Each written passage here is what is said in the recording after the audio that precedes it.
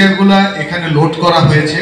আমি মনে করি যে এই ভার্সনে বর্তমানে সবচেয়ে হাই ফিচার্ড বাইক হবে এটা, এবং ফিচারের কথা বিবেচনা করে এবং বাংলাদেশ গ্রাহকের ক্রয় ক্ষমতাকে বিবেচনা করে এর দাম আমরা রেখেছি ১,৯৩,৯৫০ টাকা।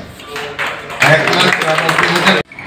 আজকে আমরা অনেক করে নতুন একটা প্রোডাক্ট আপনাদের সামনে তুলে ধরতে যাচ্ছি। আমরা চেষ্টা করব যে ইতিমধ্যে এই বছর আরো অনেকগুলো প্রোডাক্ট লঞ্চ করতে।